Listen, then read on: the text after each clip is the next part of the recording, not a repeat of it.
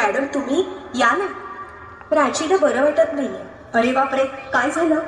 काळजीचं कारण नाही. प्राची पहिल्यांदाच शहाणी झाली. माझ्या परीने मी मार्गदर्शन केलंच आहे. आता तिला तुमच्या मायेची गरज आहे.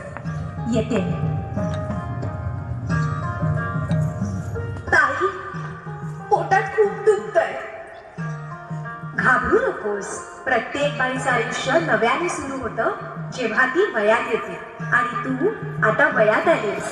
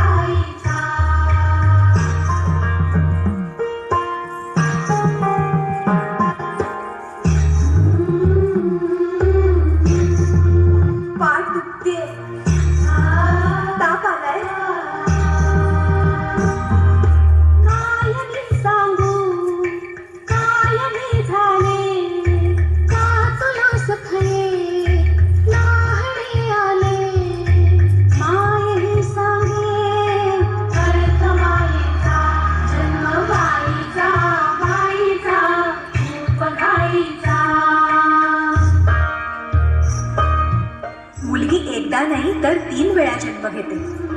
एकदा आईच्या पोटातून, एकदा ती आई होते तेव्हा. पण तिसरी आणि महत्वाची वेळ म्हणजे ती आई होण्यास सक्षम होते तेव्हा.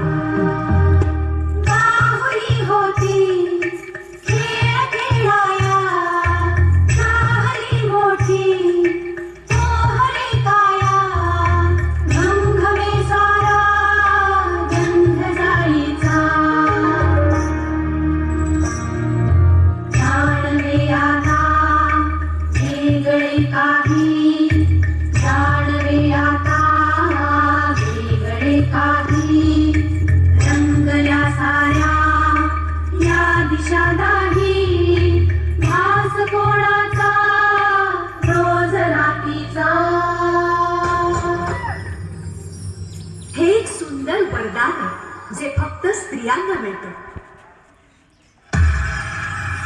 आई बाबा, मी शाळेत पहिली आले. आई, कुठे आहेस तू? आज आपल्या प्राचीला पाहायला पाहुणे मंडळी येणार आहेत. जा, तयारीला लागा. अहो, पण किती लहान आहे ती. बाई माणसांना जेवढं सांगितलं जातं तेवढंच करावं. निघा. ऐकलंस ना बाबा काय म्हणाले? मी नाही जाणार तू म्हणून. समाजातल्या परंपरेला तुझी आई सुद्धा बदलू शकत नाही. सुन्या सुन्या मनामध्ये सूर हलके, नव्या जुन्या आठवणी भास पडके. दारी सननीचे सूर दाटे मनी हूर हूर चाली विरहाचा पुढे वारसा. हळदीने सजली सासरची मिळेल